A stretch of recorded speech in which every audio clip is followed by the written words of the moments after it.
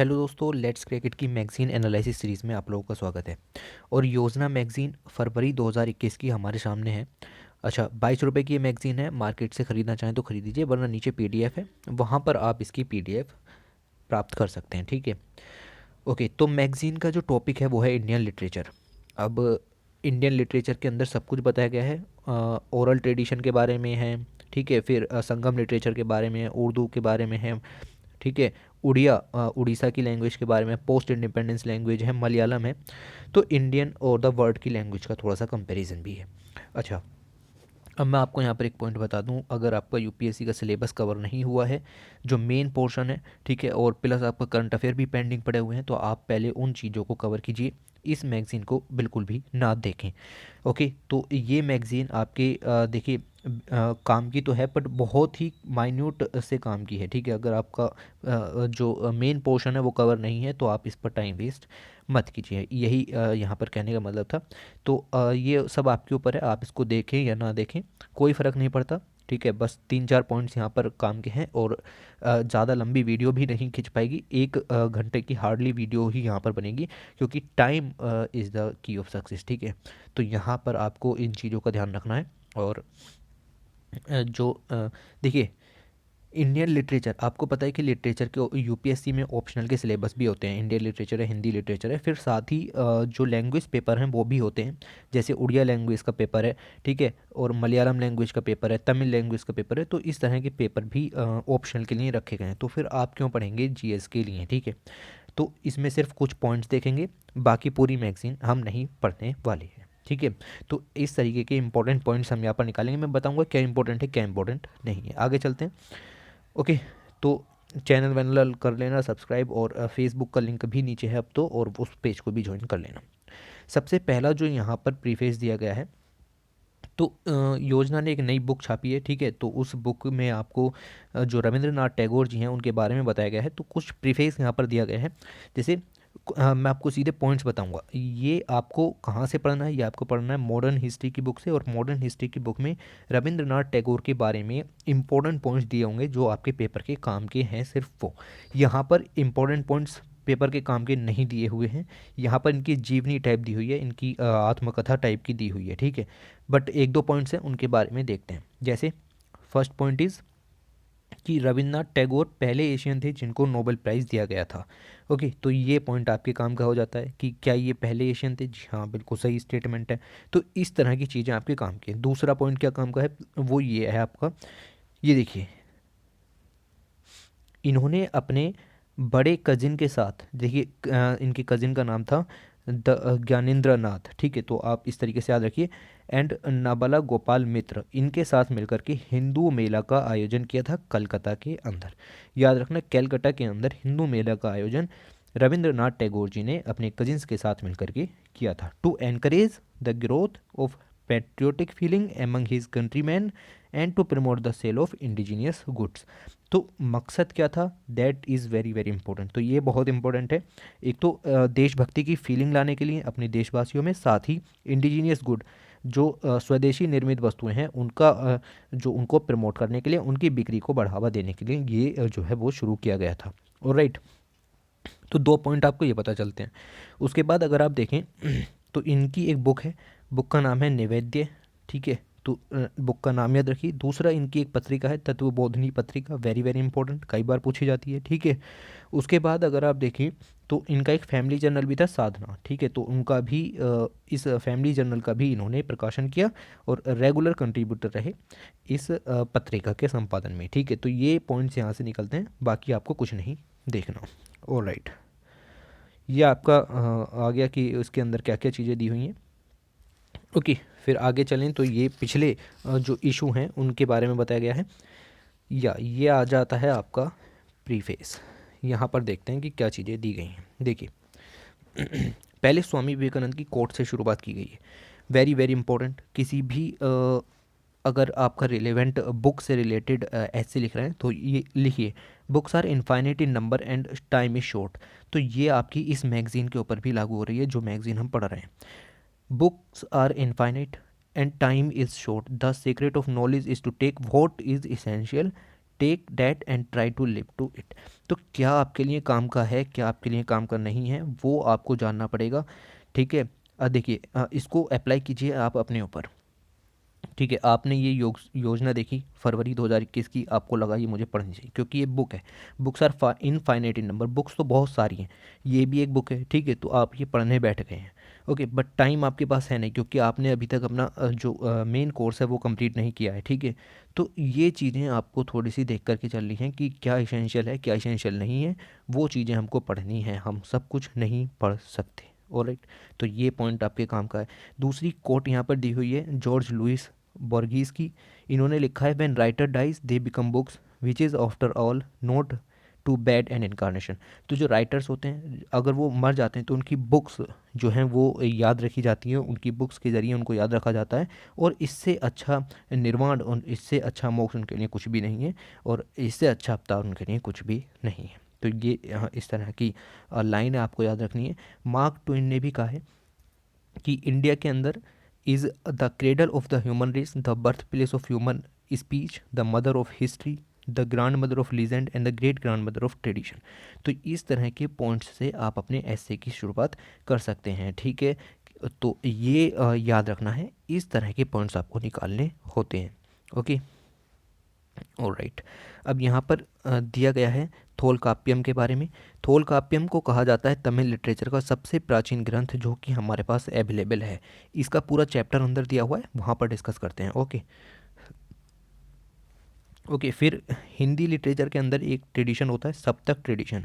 सप्तक ट्रेडिशन में बेसिकली कार्नेटिक और हिंदुस्तानी, ठीक है, दोनों तरह की म्यूज़िक का मिक्सचर इसके अंदर दिया जाता है। और इसके ऊपर अहमदाबाद में एक और ऑर्गेनाइजेशन भी खुली हुई है और सप्तक फेस्टिवल भी वहाँ पर मनाया जाता है। ठीक है, तो ये 2-3 पॉइंट याद रखिए, हिंदुस्तानी और कार्नेटिक म्यूज़िक क्लासिकल म्यूज़िक का मिक्सचर ये यहाँ पर होता है सप्तक ट्रेडिशन। और राइट, अब चलते हैं आगे। तो फर्स्ट आर्टिकल पर आते हैं। ये आपका फर्स्ट आर्टिकल, और फर्स्ट आर्टिकल के अंदर लिखा हुआ है oral tradition and Indian literature. क्या कहने की कोशिश हो रही है, तो इस आर्टिकल में ये बताया गया है कि देखिए एंशियंट टाइम में क्या था कि गुरु ऊपर से बोलता था, शिष्य नीचे सुनता था, बस इतना था। ठीक है, यानी उसको हम कहते थे ओरल। ओरली एक पीढ़ी से दूसरी पीढ़ी तक चीज़ें ट्रांसफ़र की जाती थी। बट आजकल क्या हो रहा है, आजकल हर चीज़ रिटन फॉर्म में लिखी जा रही है, कुछ भी ओरल का जो है वो नहीं रह गया सिद्धांत। ठीक है, तो ओरल ट्रेडिशन धीरे धीरे धीरे धीरे इंडिया से गायब होता चला जा रहा है और उसका जगह पूरी तरीके से रिटन लिटरेचर ले रहा है। और राइट, तो ये पॉइंट आपके काम का है। अच्छा, अब इस आर्टिकल के अंदर 2-3 पॉइंट्स इंक्लूड हैं, मैं आपको बताता हूँ।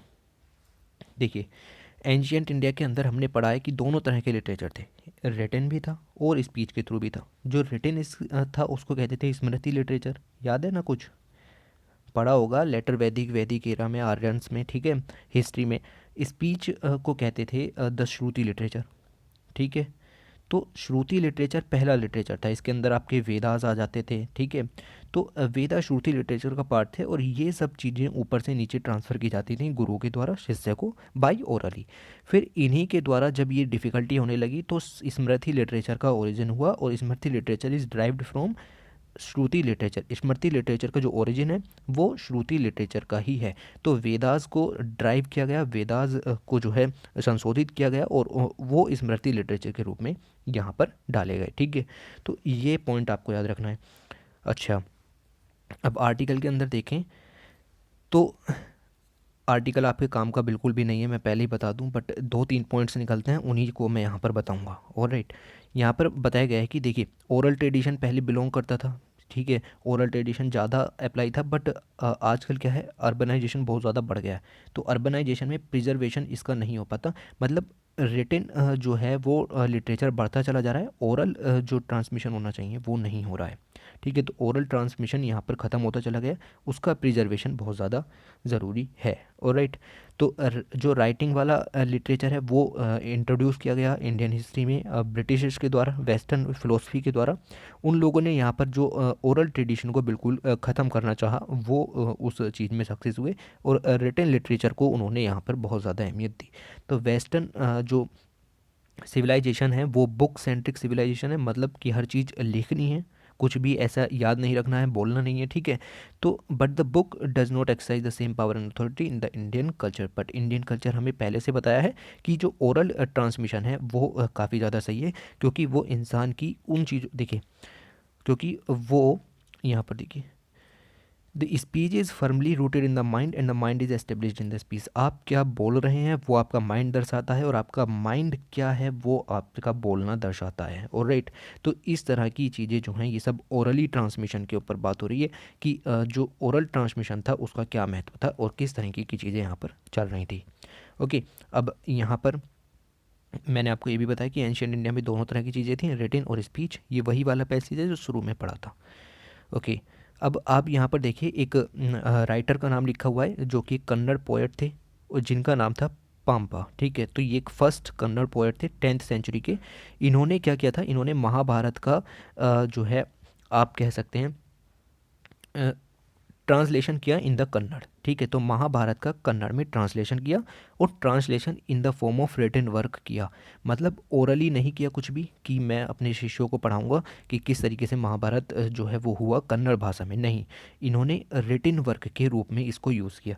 तो ये नाम याद रखिएगा, पंपा फर्स्ट कन्नड़ पोएट थे, ठीक है। इन्होंने महाभारत का ट्रांसलेशन किया कन्नड़ में और रिटन तरीके से किया, ठीक है। तो ओरली वे में इन्होंने यहाँ पर ये चीज़ नहीं की। पॉइंट याद रहेगा। अच्छा, इसके बाद आपको यहाँ पर आ जाना है सीधे, देखिए, ऑलराइट, मैं आपको बताऊँ आगे। तो यहाँ पर आपको या इस पेज को छोड़ के यहाँ पर आइए, देखिए ये वाला। फिर एक आपको दूसरे जो हैं वो कन्नड़ कवि, उनका नाम याद रखना है, वो हैं द कुमार व्यासा, ठीक है। ये कुमार व्यासा, इन्होंने भी यही काम किया, इन्होंने भी महाभारत का ट्रांसलेशन किया इन द कन्नड़, बट इन्होंने अपना पर्पस पूरा ओरली रखा। इन्होंने कहा कि हम ओरल तरीके से ट्रांसमिशन करेंगे, हम रिटन फॉर्म को नहीं रखेंगे, क्योंकि इंडिया की कल्चर हमको ओरली ट्रांसमिशन सिखाती है, ठीक है। तो इन्होंने कहा कि मैं रिवाइव करूँगा ओरल ट्रेडिशन को to introduce the vital elements of the oral tradition in the written text, ठीक है। तो रिटन टेक्स्ट को ख़त्म करके मैं ओरल जो ट्रेडिशन है उसको प्रिजर्व करूँगा, और जैसा पंपा जी ने किया, उन्होंने ओरल ट्रांसमिशन किया, वो उन्होंने रिटन वर्क किया, इन्होंने ओरल ट्रांसमिशन यहाँ पर किया। तो ये बात आपको पता होनी चाहिए। अभी ओरल की बात आई है तो ओरल में आपको सिर्फ इतना याद रखना है एक पॉइंट, कि जो भक्ति ट्रेडिशन था, भक्ति ट्रेडिशन ओरल ट्रेडिशन से बिलोंग करता है, ठीक है। ये पॉइंट है, प्रीलिम्स में पूछा जा सकता है क्या भक्ति ट्रेडिशन जो है वो रिटन ट्रेडिशन है और द ओरल ट्रेडिशन है, तो आपको पता होना चाहिए इट इज़ ओरल ट्रेडिशन। मतलब कहानियाँ ऊपर से नीचे सुनाई जाती थी, ठीक है। तो गुरु के द्वारा शिष्यों को ये कहानियाँ सुनाई जाती थी। ये आप इमेज देख सकते हैं, कन्नड़ पोएट पंपा की इमेज यहाँ पर दिखाई गई है। ओके, सो यही पॉइंट था। देखिए बहुत सारे पॉइंट्स हमने इसमें जान लिए जो कि हमारी 250 वर्ड का एक ऐसे लिखने के लिए काफ़ी होंगे कि किस तरीके से देखिए ओरल ट्रेडिशन मॉडर्न टाइम्स के अंदर यानी अर्बनाइजेशन और इंडस्ट्रियलाइजेशन में ख़त्म होता चला जा रहा है। उस चीज़ के ऊपर अगर कुछ भी ऐसे आता है तो 250 वर्ड में आप काफ़ी कुछ लिख सकते हैं। पहले तो वेदा के बारे में लिखिए कि क्या होता है, और श्रुति और स्मृति लिटरेचर के बारे में लिखिए जो भी बताया गया, साथ ही फिर कुछ एग्जाम्पल दीजिए, जैसे पंपा का एग्जाम्पल दीजिएगा, और साथ में कुमार व्यासा का एग्जाम्पल दीजिएगा, फिर भक्ति ट्रेडिशन के बारे में लिख दीजिए। 250 वर्ड का ऐसे आपका कंप्लीट हो गया। इसमें फालतू दिमाग लगाने की ज़रूरत नहीं पड़ेगी। ओके ओके, अब अगला आर्टिकल शुरू करने से पहले मैं आपको कुछ बता देता हूँ। देखिए, एक होता है हमारा संगम लिटरेचर, ठीक है। संगम लिटरेचर तमिल लिटरेचर को कहते हैं बेसिकली, और जब दक्षिण भारत में चेला चोरा और पांड्याज का शासन चल रहा था उस समय ये सब डेवलप हुआ।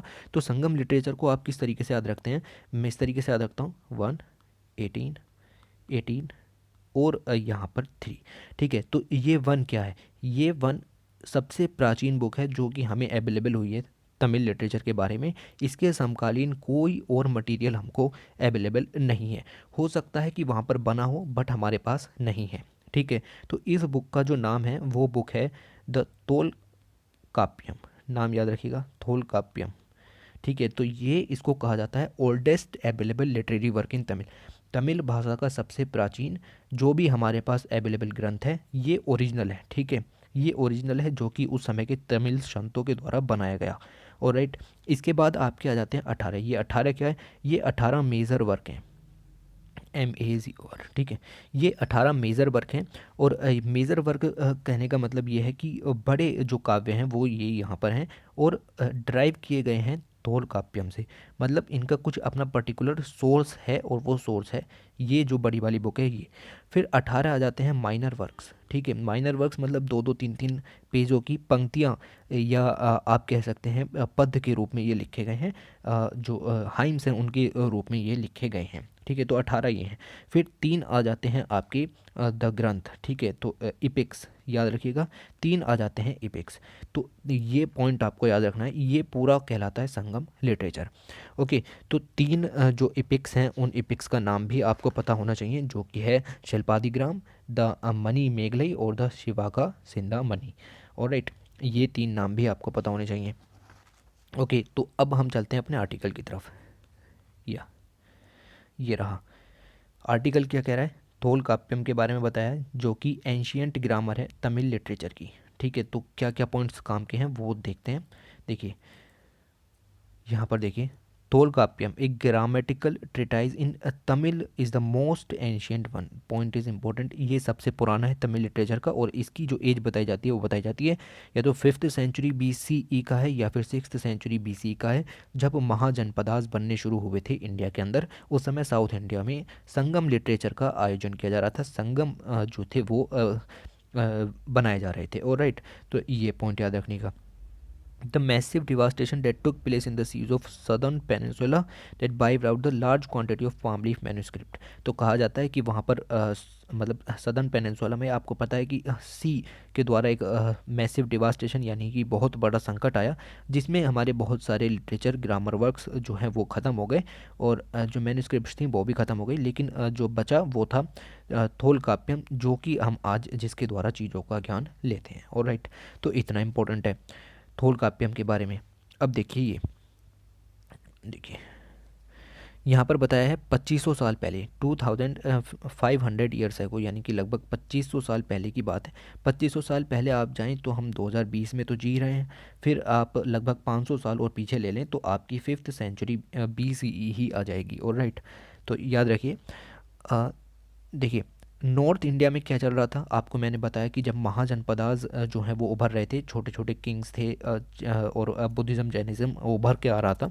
उस समय तोलकाप्यम की बुक से पता चलता है कि तमिल लैंड में कुछ रूलर्स का जो है वो राज था। जैसे कि कहा जाता है कि 3 फेमस रूलर्स वहाँ पर थे, 3 फेमस पेट्रोन्स वहाँ पर थे, जो कि आपको पता होगा। One was the Pandya Kings, ठीक है। फिर the Chola Kings and the Chera Kings. और राइट, तो ये पॉइंट आपको याद रखना है, ठीक है। तो ये सब हमको पता चलता है तोलकाप्यम के द्वारा।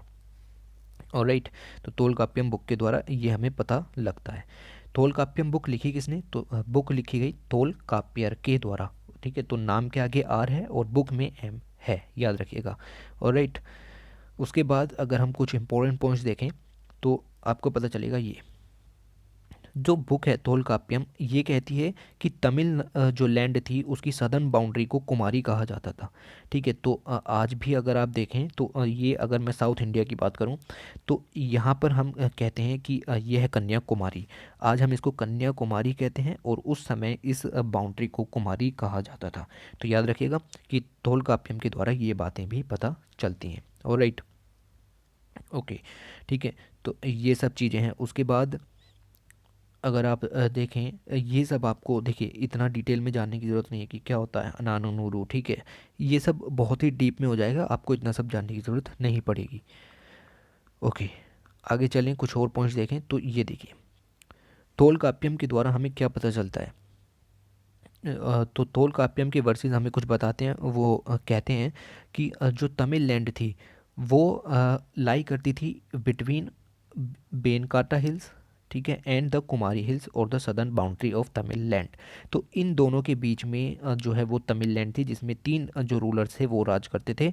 उसमें बताया गया है कि Tolkappiyam deals with the written and spoken Tamil versions that prevail in the Tamil land. तो आपको पता होगा 3 मीटिंग्स हुई थी, जिसको कहते हैं 3 संगम्स, उन संगम्स के अंदर ही ये निकल कर के आया था। और वहाँ पर बताया जाता है कि जो भी स्पोकन और रिटन तमिल वर्जन्स थे उन सबको कंपाइल किया गया द तोलकाप्पियम के अंदर। इसके अंदर 3 तरह के वर्क्स को इंक्लूड किया गया है। वर्क्स हैं अल्फ़ाबेट, वर्ड्स और कंटेंट और द फॉर्म्स, ठीक है। तो कहने का मतलब ये है कि तोलकाप्पियम को 3 हिस्सों में रखा गया है। 3 हिस्से, एक अल्फ़ाबेट जो कि वर्णमाला के रूप में आप देख सकते हैं। तो तमिल भाषा की सबसे पहली वर्णमाला आपको मिलती है वो है तोलकाप्पियम, ऑलराइट। तो ये पॉइंट याद रखिएगा। उसके बाद अगर आप देखें तो जो 3 हिस्से किए गए, जो 3 फोल्ड वर्क हम इसको कह रहे हैं, वो हैं इलाथू एथिकारम, द कोल एथिकारम और द पोरुल एथिकारम, ठीक है। तो ये जो पहला है ये अल्फ़ाबेट को डिनोट करता है, जो दूसरा है वो वर्ड्स को डिनोट करता है, जो तीसरा है वो कंटेंट को डिनोट करता है। आपको क्या याद रखना है? आपको याद रखना है what is Eluthu Adhikaram, what is Col Adhikaram, what is Porul Adhikaram, alright. बस इतना याद रखना है आपको, ओके।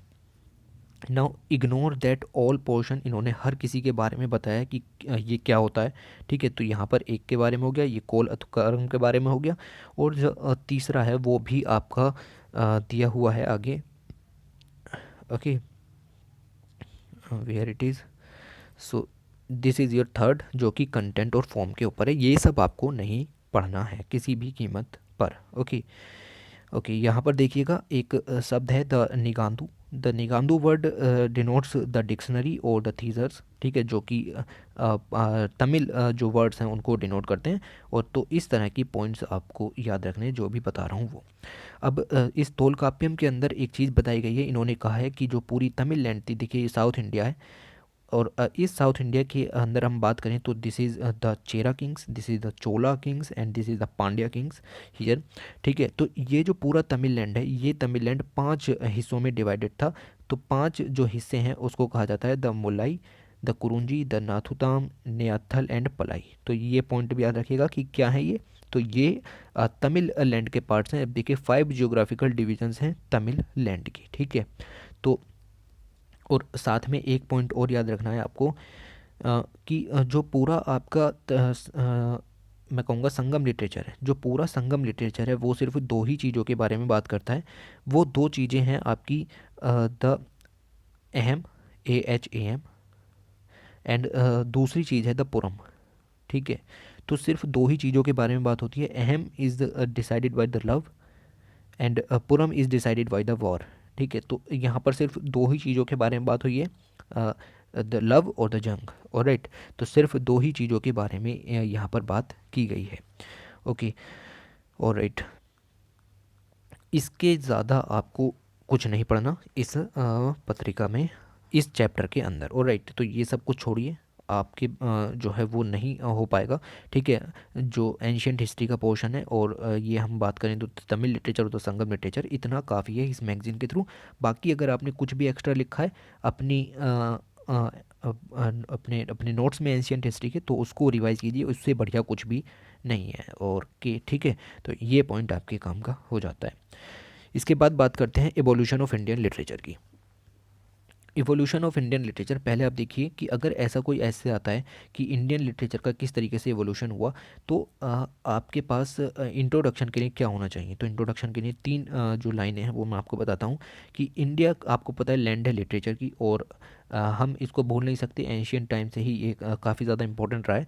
साथ ही अगर आप देखें, when once take stock of the history of human societies and civilisation, this is the one area where India will be the top in the civilisation and society. तो दुनिया भर में जितनी भी सिविलाइजेशंस हुई और जितनी भी सोसाइटीज़ डेवलप हुई, उन सब में अगर हम अब बात करें in the terms of history, in the terms of literature, तो सबसे पहला स्थान इंडिया का आता है, और इंडिया से ज़्यादा लिटरेचर कहीं पर भी डेवलप नहीं हुआ है। तो ये तो हो गया आपका इंट्रोडक्शन पॉइंट, ओके। अब आपको बाकी का ये आर्टिकल नहीं पढ़ना है क्योंकि इसमें हमारे काम की कोई भी चीज़ नहीं दी गई है। अच्छा, हमें क्या लिखना है? देखिए, एवोल्यूशन बात कर रहे हैं ना, एवोल्यूशन ऑफ इंडियन लिटरेचर, तो आप क्या लिखोगे? जो आपने पढ़ा है आप वो लिखोगे। आप लिखोगे सबसे पहले इंडस वैली सिविलाइजेशन, ठीक है। लिटरेचर के बारे में कोई जानकारी नहीं है, आर्कियोलॉजिकल सोर्सेज मिलते हैं, ठीक है। फिर आप सीधे आ जाओगे वेदास पर, और द उपनिषद्स पर, ठीक है। वेदा और उपनिषद के अंदर आप पॉइंट्स में लिखोगे श्रुति लिटरेचर और द स्मृति लिटरेचर, अरे जो याद है वो लिखो ना, ठीक है। उसके बाद आप 2 पार्ट्स करोगे, 3 पार्ट्स करोगे, बुद्धिज़्म के बारे में लिखोगे। बुद्धिज़्म लिटरेचर काफ़ी ज़्यादा है हमारे पास उसके बारे में। और द जैनिज़्म लिटरेचर, आप अपनी एंशियंट हिस्ट्री से इन सब चीज़ों को एक बार देखिए, जितना भी लिटरेचर पोर्शन है, 2 बुक लिखी हो, 3 बुक लिखी हो, ठीक है, तो वो सब आप यहाँ पर देखेंगे। इसके बाद आप यहाँ पर देखिए तो महाजनपदास के बारे में भी आपको 1-2 पॉइंट्स लिख देना है कि किस तरीके से इनका जो एवोल्यूशन हुआ और इंडियन लिटरेचर किस तरीके से डेवलप हुआ। फिर करते धीरे धीरे चलते हुए आप अशोका और द मौर्यन लिटरेचर के बारे में यहाँ पर लिख सकते हैं, ठीक है। तो द मौर्यन लिटरेचर के बारे में आप यहाँ पर लिख सकते हैं। द मैगस्थनीज की इंडिका का आप जिक्र यहाँ पर कर सकते हैं। फिर उसके आगे आप लिख सकते हैं द इंडो ग्रीक्स, जो कि जो आक्रमण हुए, विदेशी आक्रमण, फर्स्ट विदेशी आक्रमण हुए, और द पर्शियंस, इनके बारे में आप यहाँ पर लिख सकते हैं, ठीक है। इंडो ग्रीक और पर्शियन लिटरेचर के बारे में आप यहाँ लिख सकते हैं कि कौन बाहर से आया, किसने क्या लिखा। उसके बाद अगर आप देखें तो तमिल लिटरेचर के बारे में लिख सकते हैं। साथ ही इसी बीच आप कनिष्क और द कुशाना डायनेस्टी का जो लिटरेचर था उसके बारे में लिख सकते हैं। और एट लास्ट आप तमिल और द संगम लिटरेचर के बारे में लिखते हुए अपने पॉइंट्स को कंक्लूड कर सकते हैं। साथ ही आप चाहें तो दिल्ली सल्तनत के दौरान जो भी डेवलपमेंट हुए लिटरेचर में, उनको भी यहाँ पर आप नोट कर सकते हैं। फिर पोस्ट इंडिपेंडेंस में आप क्या लिखेंगे, तो आप लिखेंगे कि जो ओरल लिटरेचर है उसका जो डेवलपमेंट है वो ख़त्म हो गया था, और यहाँ पर जो रिटन है वो उसका एवोल्यूशन शुरू हुआ, और ब्रिटिशर्स के द्वारा रिटन लिटरेचर की शुरुआत हुई, क्योंकि the western civilisation is book centric civilisation. Okay, तो ये मैंने आपको कम से कम 300 वर्ड्स का इससे बता दिया। अब आप इसको लिख सकते हैं, evolution of Indian literature. Alright, तो अपनी जो नोट्स आपने बनाए हैं वहाँ से इन चीज़ों को देखिए और भूल जाइए कि इस मैगज़ीन के अंदर क्या लिखा हुआ है, ठीक है। तो ये पूरा जो टॉपिक है ये हम लोग नहीं पढ़ने वाले हैं। ओके, अगले आर्टिकल की तरफ चलें तो इंडिया एंड द वर्ल्ड, आपको बिल्कुल भी ये आर्टिकल नहीं पढ़ना। कंपैरेटिव पर्सपेक्टिव, आपको ये आर्टिकल बिल्कुल भी नहीं पढ़ना, ठीक है। तो जितने भी बंदे जिनका कि ऑप्शनल लिटरेचर और लैंग्वेज सब्जेक्ट नहीं है, वो बंदे इसको ना पढ़ें, और जिनका लिटरेचर है और लैंग्वेज सब्जेक्ट है वो इसको पढ़ सकते हैं। और उनको मैं कुछ नहीं समझा पाऊँगा, क्योंकि मैं इतना ज़्यादा लिटरेचर के बारे में कुछ नहीं जानता, ठीक है। तो वो शायद मुझसे ज़्यादा ही जानते होंगे अपने लिटरेचर के बारे में, ठीक है। तो ये आर्टिकल आपको नहीं पढ़ना, इसके अंदर कुछ भी काम का नहीं है। आगे चलते हैं द उर्दू लिटरेचर के बारे में। Urdu language and literature, Urdu language and literature की बात करें तो ये आर्टिकल भी आपको इस मैगज़ीन से नहीं पढ़ना, क्योंकि इस मैगज़ीन के अंदर उर्दू लैंग्वेज एंड लिटरेचर, आपको पता है कि उर्दू का ऊपर से अलग से लैंग्वेज एंड लिटरेचर का जो है वो ऑप्शनल होगा, ठीक है। तो ये सारे उनके लिए काम के हैं, हमारे लिए काम के नहीं है। पिछले 10 से 15 सालों के आप पेपर उठाकर दे सकते हैं, जीएस पेपर 1 का सिर्फ संगम लिटरेचर के बारे में क्वेश्चन पूछे गए हैं, और वो आर्टिकल हमने बहुत ही अच्छे तरीके से कवर किया है, ठीक है। तो बाकी अगर देखिए, अगर आ भी जाता है ना तो भी आप क्या लिखेंगे, आप दिल्ली सल्तनत को पूरा लिखिए, ठीक है, ठीक है। तो आपको पता होगा दिल्ली सल्तनत के अंदर सारा जो लिटरेचर है वो उर्दू लिटरेचर है, और उससे ज़्यादा आपको यहाँ पर कुछ भी याद नहीं रखना, उनसे ज़्यादा आपको और कुछ भी याद नहीं रखना, ठीक है। तो ये आप उसके बारे में लिखिए, बहुत सही रहेगा, ठीक है।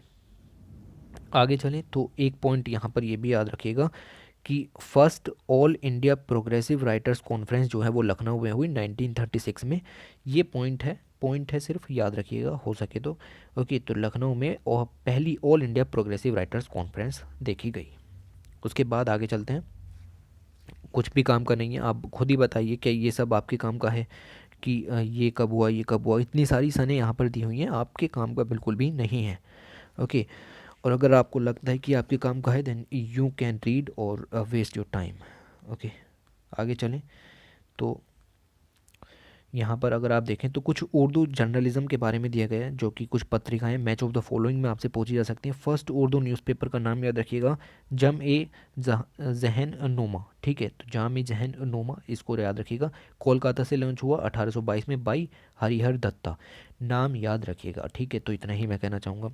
वो टाटा चंद्र दत्ता के सन थे जिन्होंने संवाद कौमुदी, जो कि बंगाल वीकली था, उसका प्रकाशन किया था। ठीक है, तो पॉइंट याद रखिएगा। इसके जो है जम ए जहान नुमा, इसके फर्स्ट एडिटर थे द सदा सुखलाल। ओके, सदा सुखलाल इसके पहले एडिटर थे। ये पॉइंट हो गया। दूसरा याद रखिएगा, दिल्ली उर्दू अखबार मोहम्मद बकर के द्वारा लॉन्च किया गया था। और ये इन्हें कहा जाता है, ये पहले जर्नलिस्ट थे, पहले उर्दू जर्नलिस्ट थे जिन्होंने फ्रीडम स्ट्रगल के लिए अपनी लाइफ को जो है वो सेक्रीफाइस कर दिया था। ठीक है, तो ये पॉइंट इंपॉर्टेंट है। बस बाकी कोई पत्रिका नहीं देखनी। ठीक है, और कुछ आप देखिए तो मौलाना अबुल कलाम आज़ाद के द्वारा लॉन्च किए गए थे अल हिलाल न्यूज़पेपर और द अल बगाह न्यूज़पेपर। मोहम्मद अली जौहर ने लॉन्च किया था the Comrade and the Hamdard, जो है वो न्यूज़पेपर लॉन्च किया था against the British rule obviously. Okay, तो ये पॉइंट है। दूसरा एक रिसेंट ऑर्गेनाइजेशन के बारे में दिया हुआ है, the organisation is the National Council for Promotion of Urdu Language.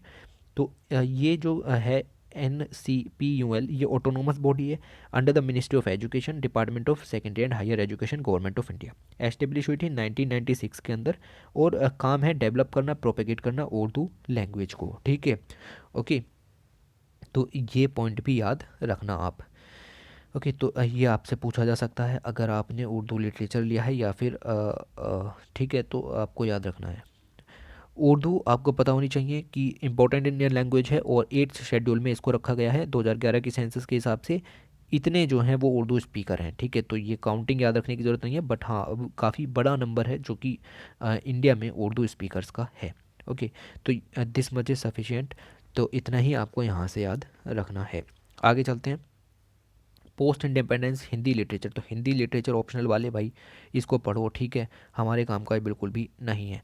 तो GS वाले हम इसको नहीं पढ़ेंगे, किसी भी कीमत पर हम इसको नहीं पढ़ेंगे, अपना टाइम वेस्ट नहीं करेंगे। ओके, ऑलराइट, आगे चलते हैं। तो अगले आर्टिकल्स की तरफ चलें। तो अगला आर्टिकल है information technology. This is a good article, तो ये आपको पता होना चाहिए। एक बार पहले भी बता दूं कि डिजिटल इंडिया की मैगज़ीन भी आई थी दिसंबर की, कुरुक्षेत्र मैगज़ीन। वहाँ पर भी आप इसको देख सकते हैं, बट हम यहाँ पर भी देखेंगे पूरे तरीके से। ऑलराइट, तो information technology beyond self reliance, information technology के क्षेत्र में इंडिया क्या कर रहा है, क्या करना चाहिए, क्या चैलेंजेस हैं, वो सब हम यहाँ पर देखेंगे। Okay, the first 2 article is not important, पहले 2 आर्टिकल जो पैसेज हैं वो बिल्कुल भी इम्पोर्टेंट नहीं है। ओके, तो आगे देखें, यहाँ से शुरू करना है हमको। ठीक है, India the future hub of manufacturing, तो ये यहाँ से हमारा इंट्रोडक्शन शुरू होगा और देखते हैं कि क्या क्या पॉइंट्स इंक्लूड किए गए हैं। ओके, द देखिए क्या इंपॉर्टेंट है यहाँ पर, देखिए the government has recently approved manufacturing proposals in India of 5 global and 5 Indian companies name लाबा, माइक्रोमैक्स, पेडजेट, UTL, न्यूलाइंस एंड ऑप्टिमस। ठीक है, तो ये नाम याद रखने की ज़रूरत नहीं है, बट मकसद क्या है, मकसद ये है कि production linked incentive scheme launch हुई है। ठीक है, प्रोडक्शन लिंक्ड इंसेंटिव स्कीम, इसके अंडर में आपको क्या करना है कि इंडिया को मैन्युफैक्चरिंग हब बनाना है। ओके, तो अगर आप देखें तो इस स्कीम के बारे में देखिए, लार्ज स्केल इलेक्ट्रॉनिक मैन्युफैक्चरिंग के क्षेत्र में ये स्कीम लॉन्च की गई है। तो पॉइंट इंपॉर्टेंट है इलेक्ट्रॉनिक्स। ठीक है, तो इलेक्ट्रॉनिक्स के मैन्युफैक्चरिंग क्षेत्र में ये स्कीम लॉन्च की गई है। Will offer a production linked incentive to boost domestic manufacturing, तो डोमेस्टिक मैन्युफैक्चरिंग को बूस्ट किया जाएगा, इंडिया के अंदर ही मैन्युफैक्चरिंग की जाएगी। और and attract large investment in the mobile phones manufacturing specialised electronic components, तो इलेक्ट्रॉनिक कंपोनेंट्स मोबाइल फ़ोन, तो याद रखिएगा इलेक्ट्रॉनिक्स के क्षेत्र में ये स्कीम लॉन्च की गई है। ये आप इसके बारे में देखें तो आउटले भी काफ़ी बड़ा है और 5 साल के अंदर लगभग 50,000 करोड़ रुपए यहाँ पर खर्च किए जाएंगे। Shall extend an incentive of 6% to 4% to 6% in incremental sales of goods manufactured in India. Okay, तो 4 से 6% इंक्रीमेंटल हर साल करना है, और मतलब डोमेस्टिक मैन्युफैक्चर के अंदर। अच्छा, अगर आप बात देखें तो इस प्रोडक्शन लिंक्ड इंसेंटिव स्कीम के अंदर हमारा टारगेट है कि अगले 5 सालों के अंदर इंडिया के अंदर 12,500 mobile phones, billion mobile phones हमें तैयार कर देने हैं। They have also committed that 60% of the cost of production will be meet by exports. ठीक है, तो ज़्यादा से ज़्यादा एक्सपोर्ट्स भी करने हैं ताकि उसकी मैक्सिमम कॉस्ट 60% के करीब कॉस्ट आपकी इसी से ही निकल आए। ठीक है, एक्सपोर्ट्स के थ्रू ही निकल आए, और ये स्कीम काफ़ी अच्छी है, इसको लॉन्च किया गया। तो इस स्कीम के बारे में जो पॉइंट्स यहाँ पर बताए गए उनको देखिएगा, ये इमेज खुद ही लगाइए, तो इस इमेज को देखिएगा। दूसरा अगर हम बात करें तो यहाँ पर कुछ और इमेजेस जोड़ी गई हैं जो कि हमने नहीं, खुद ही आई थी। तो अगर आप देखें आईआईटी कानपुर ने यहाँ पर डेवलप किया है यूवी डिवाइस जिसका नाम है शुद्ध, SHUDH उसको लॉन्च किया है। और ये बेसिकली हैंड सैनिटाइज़र तरह की है और 15 मिनट में आपको पूरी तरीके से डिसइंफेक्ट कर देगी। ओके, तो ये सैनिटाइज़र वाली जो डिवाइस है वो यहाँ पर लॉन्च की गई। साथ ही अगर आप देखें तो इंडिया पोस्ट पेमेंट बैंक इसने लॉन्च किया है डिजिटल पेमेंट्स ऐप। तो ये आप समझने की कोशिश कीजिए कि ये सब बूस्ट करने के लिए हैं, एक तरीके से इस आत्मनिर्भर इंडिया को जो है वो डेवलप करने का ये तरीका। छोटे छोटे सी न्यूज़ है यार, आपके काम की बिल्कुल भी नहीं है। कौन पूछेगा कि आईआईटी कानपुर ने शुद्ध नाम की यूबी डिवाइस बनाई है, ठीक है। तो ये सब छोटे छोटे से पॉइंट हैं। पॉइंट इंपॉर्टेंट ये है कि इंडिया का रिसर्च एंड डेवलपमेंट में जीडीपी में हिस्सा बहुत ही ख़राब है। इंडिया अगर आप दूसरी कंट्रीज़ की तुलना में देखें तो सिर्फ 0.6% खर्च करता है अपने जीडीपी का रिसर्च एंड डेवलपमेंट पर। 2018-19 की बात कर रहा हूँ। अगर मैं बात करूँ 1947 की, तो 1947 में हम खर्च करते थे 0.1%। और राइट, तो ये जो 2 पॉइंट बताए ये याद रखने। सबसे ज़्यादा रिसर्च एंड डेवलपमेंट में कोर्स खर्च करता है इसराइल के अंदर अपनी जीडीपी का लगभग 5% खर्च कर देता है और हम 0.5% खर्च करते हैं। ओके, तो ये सब बूस्ट करने की ज़रूरत है। तो ये चैलेंजेस के रूप में आप यहाँ पर देख सकते हैं। साथ ही अगर हम उपलब्धियों की बात करें तो इसरो ने 2017 में 104 सैटेलाइट भेजे थे। तो इंडिया का जो स्पेस जो है प्रोग्राम उसको बूस्ट मिल रहा है और इसरो की पूरे देश में वाह वाह हो रही है, ठीक है। ओके, तो ये पॉइंट आपके काम का है। ये सब आपको नहीं देखना यहाँ पर। ओके, फर्दर आपके काम का क्या है वो यहाँ पर है कि 1970 की बात की गई है, 1970s की। तो उस समय क्या था कि बहुत सारी फॉरेन कंपनीज और कुछ उनकी मोनोपोलीज थी। तो बड़ी जो हार्डवेयर डेवलपमेंट कंपनी थी, सॉफ्टवेयर कंपनीज थी, उनकी बहुत ज़्यादा जो है वो मोनोपोली थी, उनका एक अधिकार था। इसको ब्रेक करने के लिए हमने डिपार्टमेंट ऑफ इलेक्ट्रॉनिक्स बनाया 1970s में और गवर्नमेंट ऑफ इंडिया के अंदर ये डिपार्टमेंट तैयार किया गया। इसके अंदर हमने electronics corporation of India limited, computer maintenance corporation, state electronics development corporation, इस तरह की और भी एजेंसीज डेवलप की, ठीक है। तो ये एक पॉइंट हो जाता है। साथ ही एक इम्पॉर्टेंट पॉइंट ये हो जाता है कि the discussion on the computerisation भी होना चाहिए। देखिए, अभी हम इंफॉर्मेशन टेक्नोलॉजी की बात कर रहे हैं, काफ़ी सारे पॉइंट्स देखे, साथ ही कंप्यूटराइजेशन पर भी एक दो पॉइंट देखते हैं। इंडिया ने अपना पहला सुपर कंप्यूटर तैयार किया है जिसका नाम है परम। परम पूरा नाम नहीं है, पूरा नाम है परम सिद्धि, ठीक है। तो परम सिद्धि नाम का जो सुपर कंप्यूटर इंडिया ने तैयार किया है। सुपर कंप्यूटर की स्पीड को पेटाफ्लॉप्स में नापते हैं, याद रखिएगा। इंडिया का पहला सुपर कंप्यूटर है। तो कुछ ही कंट्रीज़ के पास इस तरह की सुविधाएं हैं। ओके, तो इंडिया के पास भी अब इस तरीके की सुविधाएं यहाँ पर हैं। राइट, तो ये दिखाता है कि इंडिया काफ़ी अच्छी जो है टेक्नोलॉजिकली प्रोग्रेस कर रहा है। तो ये पॉइंट्स इंपॉर्टेंट हो जाते हैं। अब यहाँ पर मैंने क्वेश्चन इंक्लूड किया है। क्वेश्चन ये है कि कौन सा स्टेटमेंट परम सिद्धि के बारे में सही है, ठीक है। तो आप क्वेश्चन को रीड कीजिए और इसका आंसर भी मुझे नीचे दीजिएगा। Param Siddhi is a high performance computing artificial intelligence quantum computer. It is jointly developed by DST and ministry of electronics and information technology. Hindi में भी क्वेश्चन दिया गया है, आप पढ़िए और आंसर दीजिए। खैर, आंसर मैं बता देता हूँ, फिर आप ढूंढते रहेंगे। पहला स्टेटमेंट गलत है क्योंकि ये this is not a quantum computer, this is a super computer, alright. और दूसरा स्टेटमेंट जो है वो सही है, department of science and technology and electronic and information ministry के द्वारा इसको लॉन्च किया गया है। तो दोनों स्टेटमेंट सही नहीं है, पहला गलत है, दूसरा सही है। आगे चलते हैं। कुछ खास पॉइंट्स और इंक्लूड हों तो उनको भी देख लिया जाए। ओके, या ये कुछ और इमेजेस हैं, जैसे आईआईटी खड़गपुर ने artificial intelligence based social distancing tracking app launch किया है। फिर पुदुचेरी ने लॉन्च किया डिजिटल पुदुचेरी ऐप, जिससे कि पुदुचेरी को पूरी तरीके से डिजिटल बनाया जाएगा।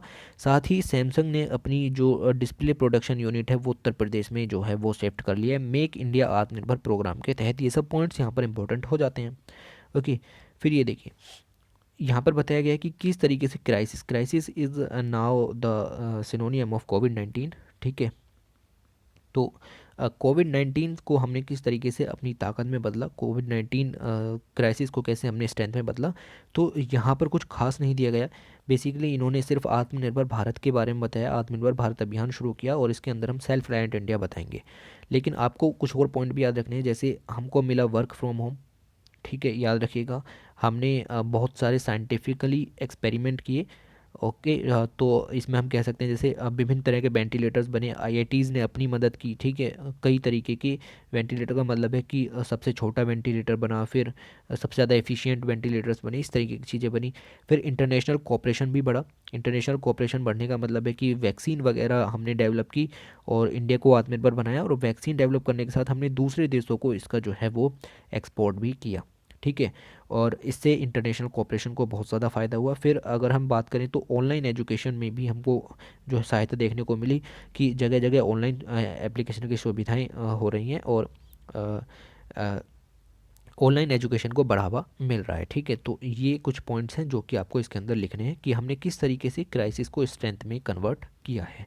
ओके, सो यहाँ पर और कुछ दिखाने की ज़रूरत नहीं है। फिर हमने वैसे तो आत्मनिर्भर भारत के अंदर आप लिख सकते हैं कि सेल्फ रिलायंट भी हुए हैं हम। कहें तो जुलाई 2020 में चाइना के फ़ोन्स की जो बिक्री है वो बहुत ही कम हो गई थी। तो इसका कहने का मतलब ये है, वो तो हमारी जो है बॉर्डर इश्यूज़ थे उसकी वजह से कम हुए। बाकी हमने प्रोडक्शन लिंक्ड इंसेंटिव स्कीम शुरू की है और भी बहुत सारी चीज़ें यहाँ पर जो हैं वो लॉन्च की गई थी। उसके बाद कुछ और प्रोग्राम जैसे डिजी डॉक्टर, अपने डॉक्टर से ऑनलाइन ही संपर्क रखें, ठीक है। डिजिटल पेमेंट्स को बढ़ावा दिया भीम यूपीआई के थ्रू। साथ ही अगर हम बात करें तो एक स्कीम और शुरू की गई, दैट इज़ अभी जूम करता हूँ मैं इसको। ओके, दैट इज़ पीएम वानी scheme, prime minister wireless access network interface scheme शुरू की गई और वाईफाई कनेक्टिविटी प्रोवाइड की जाएगी in the public places, public space, quality wifi connections आपको प्रोवाइड किए जाएंगे। साथ ही अगर हम बात करें तो 81% of the total mobile phone sold in India in March. तो ये सब आपका ये तो अभी आपको ऐसा नहीं देखना। पीएलआई स्कीम बेसिकली आप याद रखिए, प्रोडक्शन लिंक्ड इंसेंटिव स्कीम, उसके जरिए आपको काफ़ी चीज़ें पता लगेंगी। ओके, ओके, यहाँ पर देखिए प्रोडक्शन लिंक्ड इंसेंटिव स्कीम के बारे में और भी पॉइंट्स हैं। जैसे ये स्कीम शुरू की गई ministry of electronics and information technology के द्वारा, और under the incentive scheme of about 41,000 crore की ये स्कीम, और 22 कंपनीज़ ने इसमें जो है हिस्सेदारी लेने की जो है वो भूमिका दिखाई है, इंटरेस्ट दिखाया है। उन्होंने कहा है कि हम मोबाइल फ़ोन्स का मैन्युफैक्चर करेंगे इंडिया के अंदर। इसमें कुछ इंडियन कंपनीज़ भी हैं जैसे लावा एंड माइक्रोमैक्स, और कुछ ग्लोबल कंपनीज़ भी हैं जैसे एप्पल एंड सैमसंग। तो ये यहाँ पर फ़ायदा होने वाला है।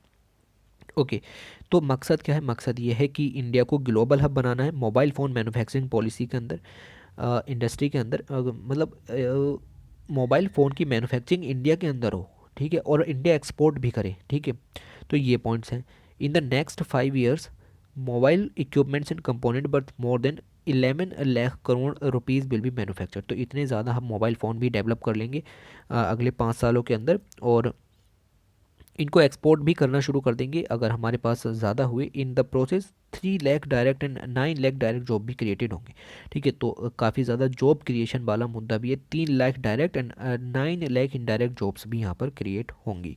मोर than 40 companies including both India and foreign have applied in the another scheme to encourage the electronic goods manufacture. तो इस स्कीम्स के अंदर बहुत सारी कंपनीज जो कि इंडियन हैं और साथ ही फॉरेन भी हैं, उन्होंने भी इसमें जो है वो भूमिका दिखाई है, ठीक है। तो ये पॉइंट इंपॉर्टेंट आपके लिए हो जाता है। ओके, आगे बात करते हैं। आगे जो है या दैट मच इज़, यहाँ पर इतना ही काफ़ी है। ओके, इस आर्टिकल के अंदर से हमने काफ़ी सारे पॉइंट्स देखे। इन्फॉर्मेशन टेक्नोलॉजी के ऊपर कोई भी आर्टिकल आता है, काफ़ी सारे पॉइंट्स आपके पास हैं। आगे चलते हैं, अगले आर्टिकल की तरफ चलते हैं। बात करते हैं मराठी लिटरेचर की। तो मराठी लिटरेचर ऑप्शनल वाले बंदे भाई इस आर्टिकल को पूरा पढ़ डालें, ठीक है, आप पढ़ दोगे। ऑलराइट, अब मैं आपको यहाँ पर प्रीलिम्स के लिए कुछ पॉइंट्स बताऊँगा। जो लिटरेचर वाले नहीं हैं या लैंग्वेज वाले नहीं हैं वो बंदे ध्यान दें कि कुछ पॉइंट्स यहाँ पर हैं जो कि इम्पोर्टेंट हो जाते हैं। मराठी लिटरेचर की जो फाउंडेशन है वो दो संप्रदाय और दो पंथ के द्वारा रखी गई, वो है द महानुभाव पंथ और द वरकारी संप्रदाय। इन दोनों संप्रदाय का नाम याद रखिए। इन्होंने फाउंडेशन रखी मराठी लिटरेचर की, और इन्होंने इन्फ्लुएंस भी किया नाथ पंथ को, नाथ संप्रदाय को, जो कि 9th और 10th सेंचुरी में इवॉल्व हुआ था। नाथ संप्रदाय की बात करूं तो वो मीडिएवल मूवमेंट है, ठीक है, उसने जो आइडियाज़ हैं वो बुद्धिज़्म, सैविज़्म और योगा ट्रेडिशंस से वो आइडियाज़ लिए हैं।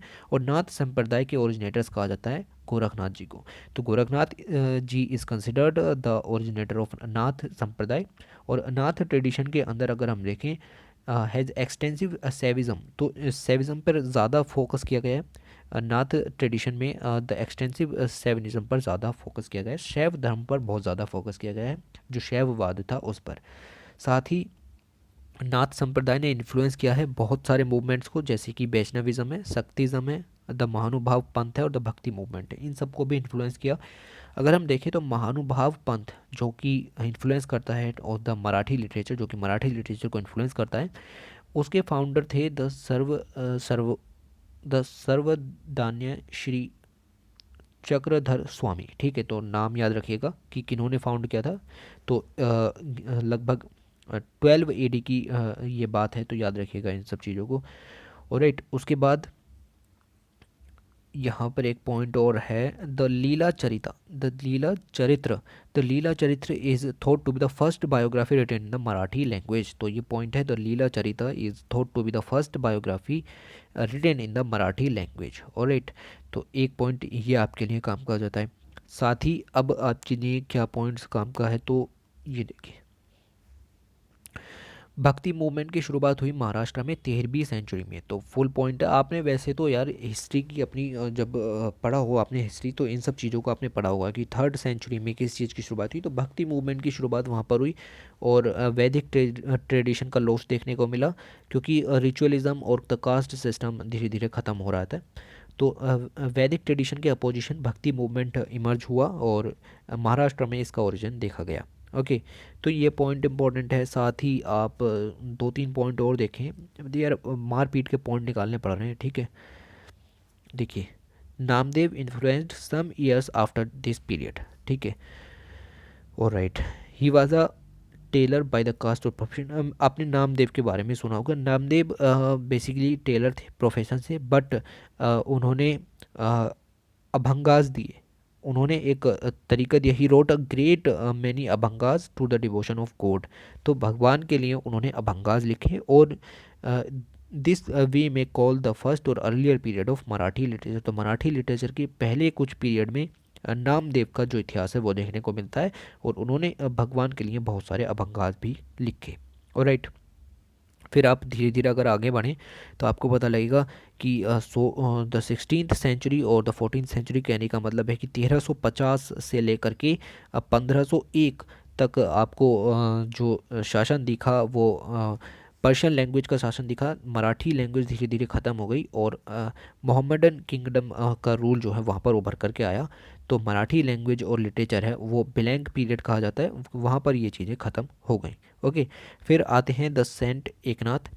ओके, तो नाम याद रखिएगा, संत एकनाथ जी यहाँ पर आते हैं और उन्होंने इसको ओरिजिनेट किया दोबारा से।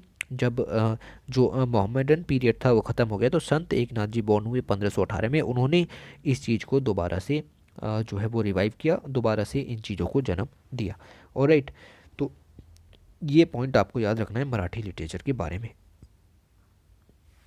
ओके, उसके बाद अगर आप देखें तो यहाँ पर रामदास जी के बारे में आपने पढ़ा होगा। रामदास जी जो है वो आर्डेंट प्रीचर थे, अच्छे मतलब वक्ता थे। और अगर हम बात करें तो इन्होंने लिखे द दास बोध।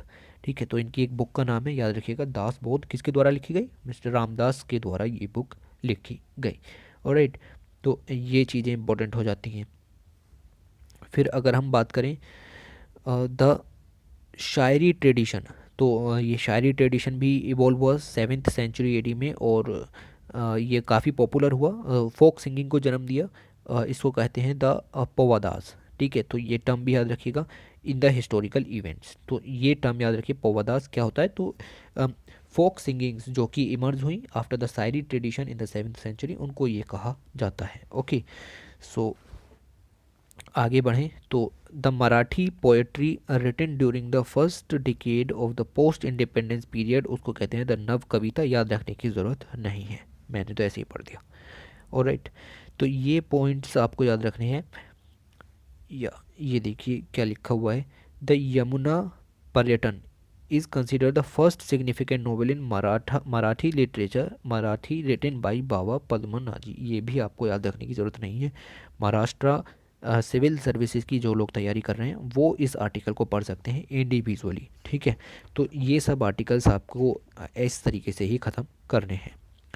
ओके, आगे चले तो अगला आर्टिकल है आपका for the Malayalam optional students के लिए, ठीक है। तो लैंग्वेज ऑप्शनल के जो स्टूडेंट हैं इस आर्टिकल को पढ़ेंगे, हम नहीं पढ़ेंगे। जीएस वाला कोई भी बंदा इस आर्टिकल को ना पढ़े, ठीक है। ओके, तो ये आर्टिकल आपको नहीं पढ़ना, ये पूरा ही आर्टिकल आपको नहीं पढ़ना है।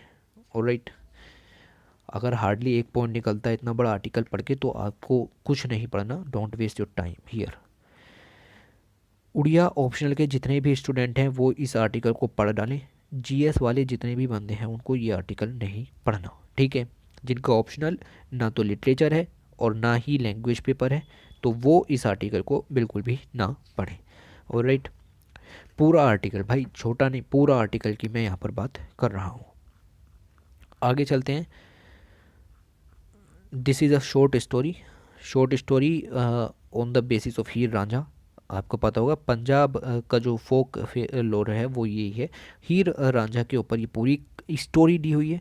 स्टोरी है, स्टोरी नहीं पूछी जाएगी, न यूपीएससी में पूछी जाएगी, न एसएससी में, न पीसीएस में, किसी एग्ज़ाम में कोई स्टोरी नहीं पूछी जाएगी, ठीक है। तो ये आपको नहीं पढ़नी। हाँ, अगर आपके पास टाइम है then you can read this. Okay, तो टाइम है तो आप इसको पढ़ सकते हैं। ओके, उसके बाद यहाँ पर याद रखिएगा कि द रंजीत सिंह दिसाले, इनको मिला है ग्लोबल टीचर अवार्ड और इनका इंटरव्यू लिया गया, वो इंटरव्यू यहाँ पर दिया गया है। तो ये पॉइंट आपको याद रखना है कि किसको मिला ग्लोबल टीचर अवार्ड, तो ये इनको मिला है। और यहाँ पर आप याद रख सकते हैं कि क्या क्या पॉइंट्स इनसे पूछे गए थे, तो ये आप खुद पढ़ सकते हैं। मैं हिंदी वाली पीडीएफ भी नीचे डाल दूँगा और इंग्लिश वाली पीडीएफ भी आपको नीचे मिल जाएगी। ऑलराइट, तो ये आपके बिल्कुल भी काम का वैसे नहीं होता, टाइम है तो पढ़िए वरना छोड़ दीजिए। ओके, उसके बाद अगर आप देखें तो यहाँ पर कुछ क्वेश्चंस, कुछ करंट अफेयर्स के क्वेश्चन, कुछ मल्टीपल चॉइस क्वेश्चंस और कुछ जनरल अवेयर, साथ ही जनरल स्टडीज़ के भी क्वेश्चंस लिए गए हैं। जैसे सुप्रीम कोर्ट का केस दिया गया है, rarest of the rare principle, तो पता होना चाहिए आपको कि बचन सिंह केस में इस बात को डिफाइन किया गया था। तो ये क्वेश्चंस आप प्रैक्टिस के लिए यहाँ पर कर सकते हैं, तो प्रैक्टिस पर्पज़ से इस क्वेश्चन को करने की कोशिश कीजिए। ओके, तो ये कुछ कोविड-19 के क्वेश्चंस थे जो कि क्वेश्चंस पूछे गए कि क्या वैक्सीन को लेना मैंडेटरी है, तो रीड कीजिए अपनी पसंद से अगर आपके पास टाइम है। I am not going to waste your time. Okay, so that much is sufficient from this magazine. इस मैगजीन से आपको सिर्फ इतना ही पढ़ना है। बाकी देखिए कुछ भी देखिए इसके ऊपर 2 घंटे की वीडियो मैं आराम से बना सकता था, 2 hour video I am making it, ठीक है। बट नहीं है ना काम की तो फिर नहीं बनानी वीडियो। ऑलराइट, इससे ज़्यादा इंपॉर्टेंट मैगज़ीन कुरुक्षेत्र की आई है। कुरुक्षेत्र फरवरी 2021 की मैगज़ीन इससे ज़्यादा अच्छी है, तो आप उसको पढ़िए, इसको इग्नोर मारिए। ओके, तो इस वीडियो में इतना ही, पूरी मैगज़ीन कवर हो चुकी है। Thanks for watching, take care.